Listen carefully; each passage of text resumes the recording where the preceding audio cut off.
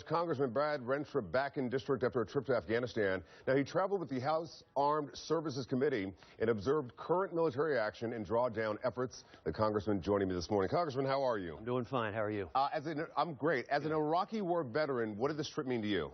Well, it meant a lot to me to see how we're transitioning in Afghanistan. You know what happened in Iraq, that Sure. After the war ended, we basically have no presence there today, and we've seen the adverse effects of that. So I wanted to be in Afghanistan to see what we're doing, to see how we're holding up the Afghan troops and army and their government, and see what lies ahead, which is very precarious right now. And I would assume as an Iraqi war veteran, it would make you extremely angry to know that people went over there and risked their lives fighting for something that's now falling apart. Absolutely. You know, it's one thing to give your life, you don't want it to be in vain. Sure. And that's really what we're fighting for now. Okay, we're trying to keep it from happening in Afghanistan. We'll get to the elections, which were held over the weekend. I want to take a look at some of these pictures.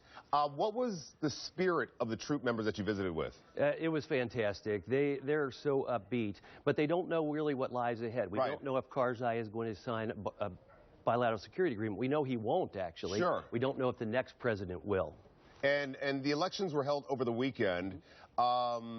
It seemed like intimidation by members of the Taliban did not stop millions of Afghani people from going to the polls. That must make it worth it, correct? It's huge. 7 million out of 12 million went, almost 60%. Last time was 4.5 million. Drawdown, how much are these guys looking for, and women are looking forward to the drawdown?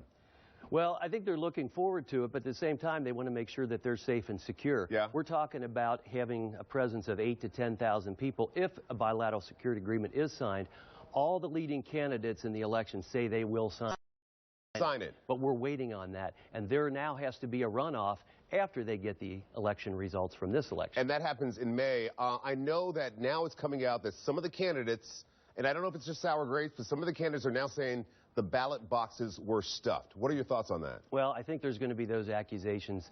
In that environment, you have to understand some of these ballots are being taken literally by donkey carts, others by vehicles. So it's a very precarious situation for them, and I think we knew ahead of time there was going to be these types of accusations.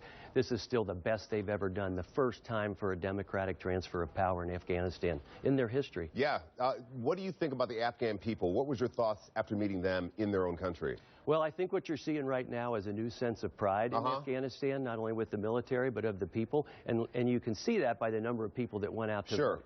Sure. And in terms of the war, it's been 12 years. Right. Response to that. That's a long time. That is a long time, and they're tired of it, as are we.